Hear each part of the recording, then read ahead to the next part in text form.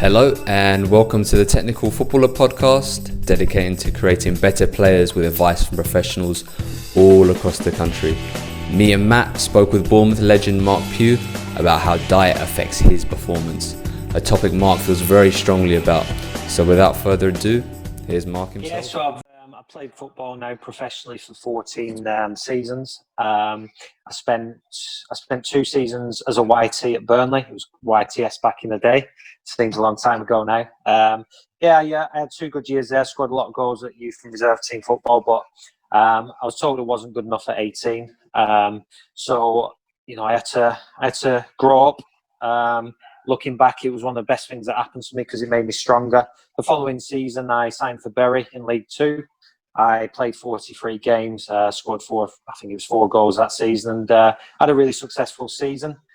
Coming towards the end of my deal, they offered me a new contract, which I rejected because I found out Shrewsbury were interested in me. They wanted to offer me a 3-year deal. Bury was only offering me another season, so it was a no-brainer for me. Shrewsbury were going into a new stadium, a lot of ambition. The manager at the time was Gary Peters.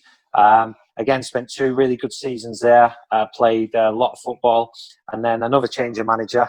Got told it wasn't good enough again. Got released. I was actually on my honeymoon at the time, which was a bit of an eye-opener. I thought, where do I go from here? I've got to remain mentally strong. It's a big part of the game. And luckily, 3 days later, I got a phone call off Hereford. They offered me a year contract. And I thought, now I was approaching the age of 23, just got married. It was a sort of make or break season for me because I wanted to climb the ladder.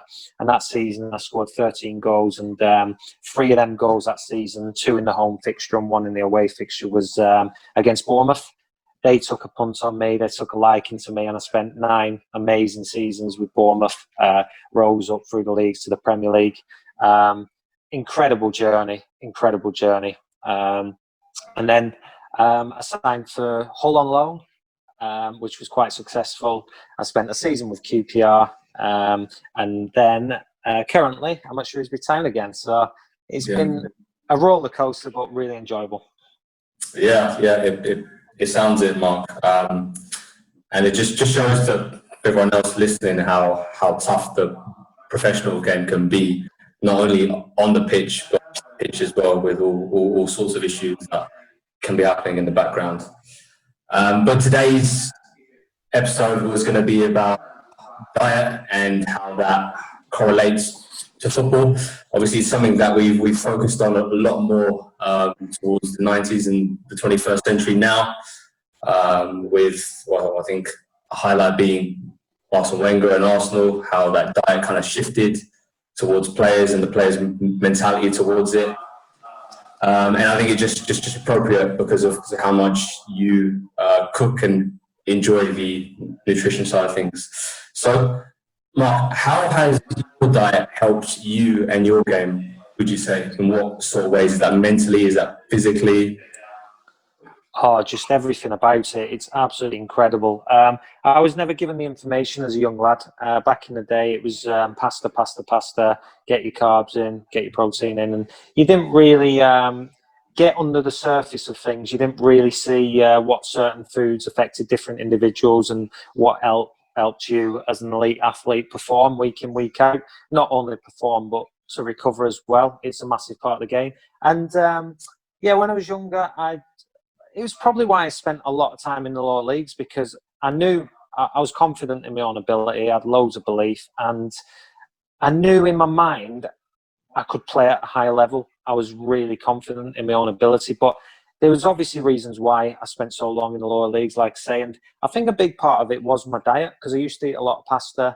I didn't eat as much veg as I should have done, and my portion control wasn't great either. So I'd be going into games feeling a little bit lethargic, and I was wondering, why am I hydrated enough? Hydration, again, is a massive part of it. So I did a nutrition course 7 years ago now. I learned an awful lot. It coincided with me and my wife having our second child. So I kind of took the reins over the cooking department because I knew what I was putting in my body and what a big influence and impact that had on my performance. So I just grew to love it. I educated myself a lot more, and at 33 years old, I feel so much better now than I did when I was 21 years old, just through, education and knowing what me as an individual needs. So I think it's so important for everyone to just, trial and test different things and see what works for them. So true. Yeah. No, I totally agree with saying, because like it's so true when they say you are what you eat. Like, when you have the right fiber, the right vegetables in your diet, you just feel things, how they sit in your stomach and how well they go down. It's just so important to get that bit right in the game, because obviously if you can get those 1 or 2%, it just helps tremendously. What about your diet, Matt? I know you're a big shake guy at the moment, aren't you? I love it, mate. Yeah, I love my supplementation. Big fan. But no, like, it's crazy what you say. Like, you've had that confidence and that ability in your talent, but there was obviously something that kept you back in them low leagues. So for any like young footballer listening to this, would your biggest advice be like get control of your diet, understand what you're putting in your body? I think so. You are what you eat at the end of the day, and it's all about the small percentages. I mean, it's all right having a good diet and then not working hard in the gym. It's all right working hard in the gym, not having a good diet. So it's like, it coincides with things. I think diet is a massive part. You can train as hard as you want, but if you're not eating the correct amount of protein, carbs, me personally, I've never counted calories, because it's all right saying I'm going to eat 2,000 calories a day, and 500 of that's going to be bread and 500 is going to be pasta, and not get the correct foods in. So me now, personally, I eat so much fruit and vegetables. I try and, me personally as an athlete, I look between 1.5 and 2 kilograms of protein per kilogram of body weight. I think it's really important in order to recover, to, feel your best. And the intense workouts are just, in football, are ridiculous. And it's a real eye-opener for young kids coming through the game, because especially when you've done a lower session on a Tuesday, it hits you like a ton of bricks on a Thursday. DOMs, you'll probably know, being a gym goer, if you haven't eaten the correct food. So, the biggest advice I give to young people is just educate yourself, learn to know your body, learn what fuels you, educate yourself on recovery strategies. Again, your diet needs to be good, but you need to do the correct things. You need to recover properly, your ice baths, all that kind of thing. So, educate yourself. That's what I didn't do as a young kid. So, sorry, go on. I didn't know my own body, and I thought, I'm all right, I'm a professional footballer, whereas, you've an awful lot to learn. Yeah, but so like a lot of people would probably assume that as a footballer, you get all that taken care of for you, and you don't even need to think of it. Is it something that you had that option for, and you just want to take responsibility, or is that just not the case? No, I mean, because when you go home, I've known a lot of people, they just eat what they want. You get, when we're in the Premier League with Bournemouth, you get everything on a plate for you, your breakfast and your lunch is taken care of, your supplements, that kind of thing. And it's up to you what you want to eat and what you want to take. And that's a big part of it. But when you go home, if you're binging, you're eating rubbish, it's going to cause inflammation in the body, and you're not going to recover and be able to go again. And that leads up to injuries, to fatigue, and it's a long old season. You want to play as many games as you can as an athlete, and you want to be at peak performance at all times. Quite right. Yeah, that's obviously we don't think about too much. We watch players, you think nutrition of so highly, but you always think, you always get into several things about the club, but what you really do when you go back home, I guess that makes the difference. But yeah, Mark, so the next question was going to be, do you have a ritual meal that you kind of eat before a match? The reason why I say this is because I think I heard Jamie Vardy talk about a couple of years ago how he has like 3 espressos, a cheese omelette, and I think like a can of Red Bull. It's all right for some if you can do that, isn't it? Yeah. Well, we've got Mark pushing vegetables and looking after your body, learning your body, and then we're going, well, Jamie Vardy. He's done the business, and fair to him, hasn't he?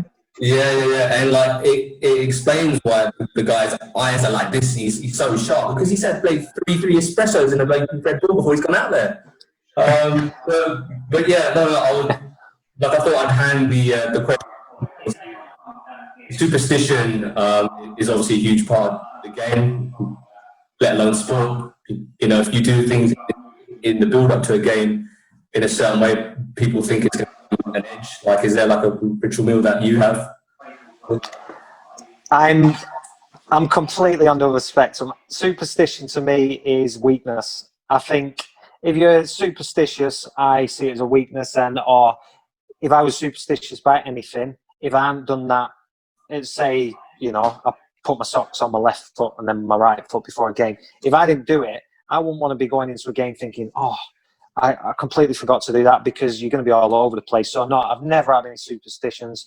I don't have any pre-match rituals. And yeah, I think it's important because I used to eat the same foods when I was younger all the time, and I didn't see any benefit, because your body's just, and then when you go to eat something new, your body's not expecting it. I think it's important to just have a varied diet, and pre-match meals, sometimes I'll have salmon with vegetables, sometimes I'll have an omelette with avocado, and I like to get healthy fats in me. I think healthy fats are a massive part. People get scared when they see fat. They think it's going to turn on fat, but if you're eating the right fats, it is a big source of energy. People think you get all your energy from your carbs, but healthy fats are just as important. So yeah, I like to vary it. Sometimes I'll have porridge with mixed nuts and berries, that type of thing. I think berries are massive for your blueberries, your raspberries, big source of energy. I agree with Jamie Vardy on the espresso side of it. I think coffee is a great tactic for you can burn fat more efficiently with coffee. I think it keeps your concentration levels on point. And yeah, I'm a big fan of coffee. So yeah, before games I do like to take a beetroot shot as well. With a nitrating beetroot, it gives you a big edge, in my opinion. With all the research I've done on it, it's one of my go-tos for sure. It obviously helps with the blood flow around your body, and I've tried and tested it as well before a really tough, intense workout, and I have felt the benefit. Interesting. Sorry, what was that? Beetroot juice, was it? Yeah, beetroot shot. But you can have it. You can buy it, beat it. It's called, or there's all types of different ones. But yeah, beetroot juice is absolute phenomenal for enhancing performance. I'm not quite sure off the top of my head on the figures, but there has been studies saying that improves your VO2 max quite dramatically. Interesting. I'll have to take a look into that more. Sorry, Josh, I was going to ask one question real quick. I found that really interesting that you said you didn't really mind what you eat before a game, your pre-game. So do you notice a difference if you're using your fats for fuel, or whether you're using carbs for fuel, or are you just feeling the same no matter what you're having pre-game?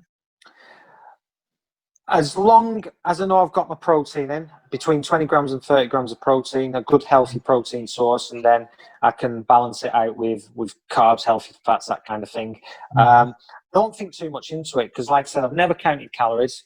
I don't overphase myself. As long as I'm not going into games bloated, and I know I've had good sources, things that are grown, things that are healthy. I try and stay away from meat on game day. I always go towards fish, but I'm not going to go telling an athlete who I speak to, you shouldn't be doing this, you shouldn't be doing that, because it's what works for them. I know what works for my body. I've tried loads of different things, but and I know what suits me. So yeah, I think it's important you have a balance. And funnily enough, I stay away from pasta at all costs. I really do. Yeah, it just bloats me. Yeah. No, I get that. Cool. I found that really interesting, because a lot of people I know in this sports space, they need carbs. They don't appreciate the healthy fats. I get it, but when it comes to a game day, it's all about the carbs and loading up on carbs. Like pre-match, right, and after post-match as well. So I found it really interesting that you didn't mind whether it was carbs or fats where you were getting that game energy from. Yeah, I mean, I like carbs, but I don't heavily load. I mean, like say, sometimes I'll have porridge, which is a lot of carbs in oats, but I try and get, if I do have porridge because it's quite filling, I try and get some protein and healthy fats from getting a good dollop of peanut butter on there, a real good quality peanut butter, mixed berries, that kind of thing. And if I feel like I've not had enough protein because there's not a lot of protein in porridge, I'll just do three eggs scrambled, get some scrambled egg inside me. So yeah, as long as I've got that balance between 20 to 30 grams of protein, I don't tend to pay too much attention on how many carbs and how many healthy fats I've put in my body. As long as I've got enough, I feel full and feel energized. Cool. Lovely. No, it's so true what you mentioned. I mean, these are all really great ideas, but ultimately, it's all about down to your body and what it likes and agrees with, disagrees with. It's so true. Very true. But this question, Marc, was, so just judging from your past experience, from what you've seen, would you say a player that has really great nutrition correlates to being a really great and good player? Like maybe there's certain players that might spring to mind, or there might be like a certain story where, like, I don't know, you might have seen someone eat, I don't know, a chocolate bar before a game and just, run out there, do the business there. You know what, mate? There are a lot of bad habits out there, and some players, get away with it. But I look at it and I look for longevity. I think it's really important. I mean, you might be able to get away with it for a certain period of time, but as you get older, it really will catch up with you. You look at the top athletes. We always go to Ronaldo and your Messi, and I think Messi's vegan, and Ronaldo, I think he's a balanced diet, but he's a phenomenal athlete. He's 35 years old. He's always took care of himself, and he's at the top of his game still at 35. And you look at your players, like, obviously I don't read too much into Hazard's diet or whatever, but he's an unbelievable talent. He's obviously getting a little bit older now. He ripped it up for years at Chelsea, but you just question why he's not doing that now.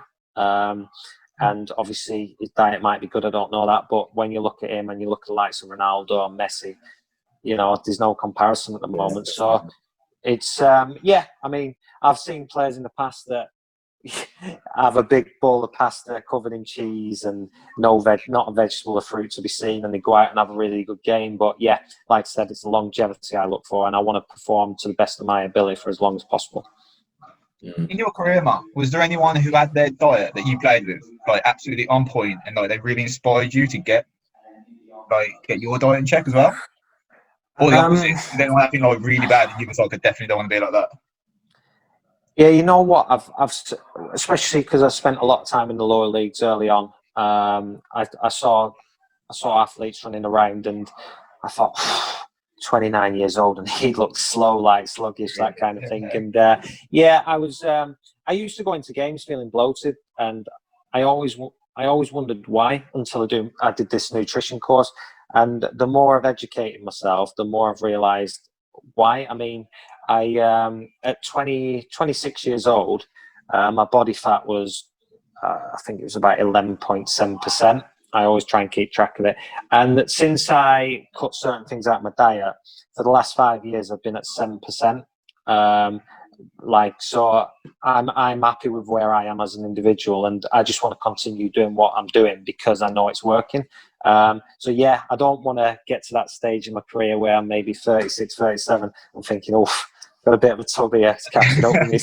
So yeah, you look at players and you're inspired by the best. I mean, the best in the business. You look at Ryan Giggs, who was unbelievable. He's one of my heroes. He did all the things right, the small percentages, his diet, yoga. He speaks a lot about yoga, and I think it's really important that you have all the boxes ticked to be the best version of yourself.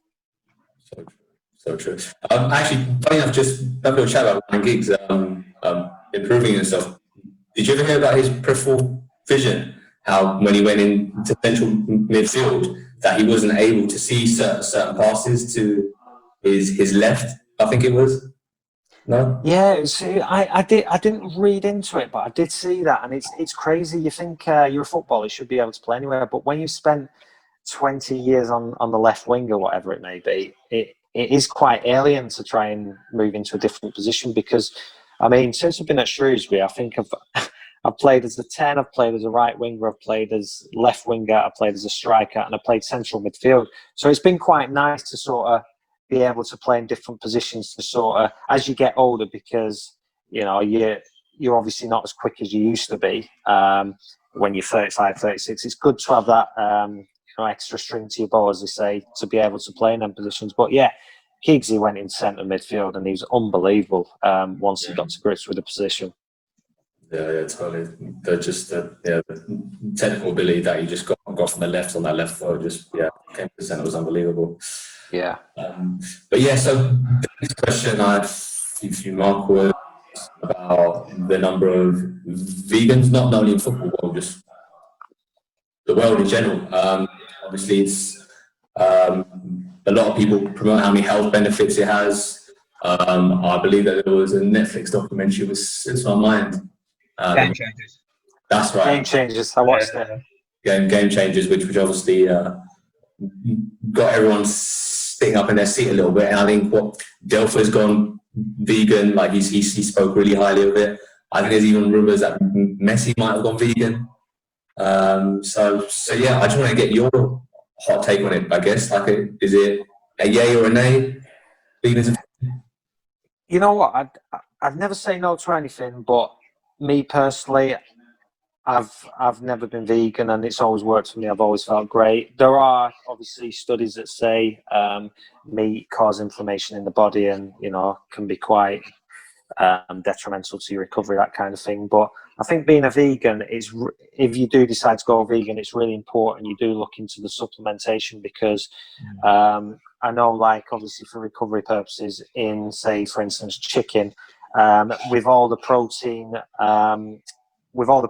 like your pulses, your lentils, your chickpeas, all that kind of thing, you haven't got the same amino acids that you get in chicken. I think it's completely different, and they say, chicken causes inflammation in the body, but on the other hand, you get the amino acids that you can't get through the vegetable, protein. So there's so many mixed studies on things, and like I say, I'd never say yay or nay to anything, but it's on the individual.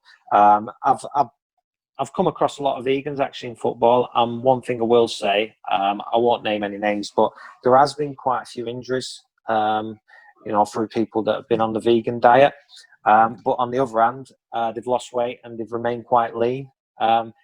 There's so many mixed opinions, and it's a real difficult subject. I think with a vegan diet, you really do need to look into it, and obviously supplement it with, I think it's your vitamin B12s, your iron, your iodine, calcium, zinc. There's so many different loopholes that you need to get over, and you need to get it spot on if you do want to do it as an athlete. Definitely. Yeah, I just think, you have to be so on top of your vitamins and what you're bringing into your body, because just step away from the game, or just the people that I know that have done it for, 8 months up to a year going on, like they've had like issues where the bone density hasn't been the same, or they've got slightly more ill, or they're slightly more deficient in certain things. But yeah, like you said, for some people it works. It's all down to the individual. Actually, Matt, I'm quite interested in what you have to say about vegans. For sure. I got really into it for a little bit. Tried it for a little bit myself, but I could never go. I just couldn't commit entirely to it. So my decision was really just to cut down on meat and take a little bit, which, to be fair, was needed. I was eating far too much meat looking back at the time. So yeah, I really like your approach, Mark, on the fact of, this works for these, but it works for these, but you should probably do your own research and come up with your own conclusion. That's the kind of I've been getting off, and I feel like that's the same with pretty much any form of nutrition and whatnot. Suggest the positives and the negatives for almost any diet in the world. Definitely, because in an ideal world, you'd want to eat anything you want as an individual, won't you? But I mean, my wife, for instance, she's intolerant to dairy and gluten, and she gets really bad reactions from it. And I sort of helped. At first, I cut it out a little bit, and I felt so much better. I don't cut dairy out completely. If I have a pizza or what have you once in a blue moon, you need the cheese on it, don't you? But since I've stopped having milk and cheese on a regular basis, and obviously lots of pasta, lots of gluten, refined sugar is the biggest killer for me. I've cut all that out of my diet, and like I say, my body fat's come down 5%. obviously through hard work in the gym as well. But yeah, it's a really interesting topic, and there's always going to be a right and wrong answer to everything. There's always new studies coming out. But yeah, I think it's all, as long as you're eating things that are grown and, you know, healthy sources of protein, and you're staying clear of the refined sugars, refined carbs, and you know, all the processed foods, I think you're not too far away. But I'd say it's really interesting, and it's something I'm really passionate about. And I do want to go into this kind of thing after football. I want to help young people and do everything I can to try and get the best out of them as an individual, because I think it's important you get someone that's been there and done it to try and get to the bottom of what works for them as an individual. Because the last thing you want as an athlete or as any human being is for someone to come in and say, right, you should be doing this, you're not allowed to eat that, you're not allowed to eat this, because at the end of the day, everyone wants a little treat here and there as well. It's, you know, we're not all perfect. It's just, like I say, finding out what works for you. I think the consistency is the thing as well, isn't it? Like, yeah, like I say, having a treat, not a problem. Like, everyone's going to enjoy Christmas Day. But 100%. It's those people that are going to start again on, I don't know, the 26th, 27th, or even the 1st of January. As long as they don't get bogged down into that mindset of every day is Christmas Day, you'll eventually get there as long as you can stay there. Yeah, definitely, because you get a lot of people saying, oh, New Year, I'm going to make a New Year's resolution, and then for a month they stick to something, and then after the month it's like, I'm going back to same old habits. Everything's a habit. Get into the good habits and, you know, stick with them, because they say it's 20, 26, 28 days to break a habit, and once you're over that line, it's just, you know, downhill from there, and you just enjoy the process an awful lot more. Yeah, I saw a great thing at the start of lockdown. Someone on Instagram, they put up, if you're worried about gaining weight over lockdown, just remember to eat like an adult. I always thought that was great. I was like, just take responsibility for your eating habits. Yeah, I like that. Yourself. That's decent. Definitely. But yeah, like, what I find so hardest sometimes is that, like, when food's just around the house, and it's like, well, I mean, if this food's just sitting here and no one's going to eat it and it's going to go off, and then you're just like, oh, all right, okay, I'm going to push it a few more days, and then after that I'll kind of sort myself out a little bit more. I think that's the that's the bane for me. But yeah, I digress. So Mark, just moving off from some of the dietary questions, I couldn't help but have a look at a few stats on the old Sofa Score. And I think it's just a take for granted here that the more touches that you have in a game, you will get more goals and assists and more key passes. I think that's an indicator that you probably know if you get the ball more to you, you will be able to score or create. So if you're playing for a top 6 club during your prime, what sort of goals assist ratio do you think you'd hit? Just as a little estimation or a guess. Double figures. That's what 30 or 40. to be fair, like, I think it's important. They say you play with better players, you get the best out of yourself as well. So I mean, with Bournemouth, I mean, I scored a lot of goals in the Championship, and then in the Premier League, I think I got 5 goals. But yeah, I think you've always got to aim high as an attacking player, whether you meet your expectations or not. I think you've got to set your standards really high. And every season, I want to aim for double figures in goals and assists. If you don't reach them targets, you've just got to look back, educate yourself, and, you know, try and get to the bottom of the reasons why and how you can improve as an individual. I always look back. Did I do enough on the training ground? Did I do the extras? Did I do the extra finishing, the extra crossing? And did I work hard enough? I think at the end of every season, as long as you give it your all as an individual, I think that's the most important thing. But yeah, you're judged as an attacking player on your assists and goals. And if you have a nightmare like I did against Birmingham first half, they forget all about that. I scored my hat-trick that game. So yeah, it's all about the goals and assists. Yeah, no, definitely. And who would you say is the best player that you've ever played with? Like, just training matches, you thought, wow, this guy is incredible. Yeah. Well, when I was 16, he was coming towards the end of his career. I had a couple of training sessions. Stan Turner was in charge at Burnley at the time, way back in the day now, and Paul Gascoigne just signed for us. And he was absolutely incredible. Just in training, just glided past people. I think he was 36 years old at the time, and he was just a joy to.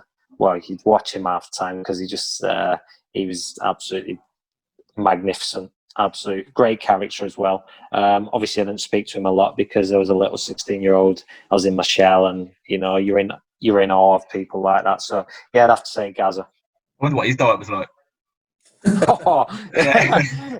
Back in the day, you could get away with it. He was off to the pub after he'd scored a couple of goals, I think. I bet. 100%. So no interesting gas stories then, Mark? No, to be fair, I was really quiet back in the day, especially because I didn't have many training sessions with the first team. I was a young lad, and you did your training with them, and then you get shipped off back to put the nets up and collect all the cones in and that, and back to your changing room. So yeah, we got kept in check there. Interesting. So what I wanted to touch on, obviously, being a creative player, your ball mastery, you feel so comfortable, left foot outside the boot, right foot, both feet as well. How did you develop these skills? Would you hone it down to a lot of work out of the pitch, just kicking the ball on your own, or would you say it was mainly down to just giving things a go in game or in training sessions? Yeah, well, when I was 4 years old, I lived in a place called Rossendale, and I 2-3 times a week I went to a place called Rossendale Academy, and it was run by really good coaches, and you do all your technical sessions in the evenings after school. You do your curry turns, your chops, your different parts of your play, and I learned a lot from back then. And from the age of about 8 or 9, I was playing Sunday League football, and I was just taking it into games. I was just naturally really gifted at turning, checking, that kind of thing. I never had explosive pace, but when I got a defender 1v1, I had that belief and just know how, just step over, I'd be gone. And no matter how quick you are, if you've got that body movement, then defenders don't know what to do with it. I mean, I wish I had Giggs' pace because he had the body movement. He just dropped the shoulder, he was away. But yeah, from a young age, really. I mean, my mum and dad really, they had a love for football and they had a passion for it as well. And every night my mum would finish work and they'd take me to the academy, and I just learned so much from a young age. And back then, you don't really think of it. You just go and have a kick around, you enjoy it, you want to have fun. But yeah, that stood me in good stead, and I just took it into games. I just showed confidence, belief, and ability. And no matter the setback, whether I give a pass away, you've just got to have that. You've got to be bulletproof mentally, just to deal with that and crack on and express yourself. Definitely. No, that's really interesting to see, because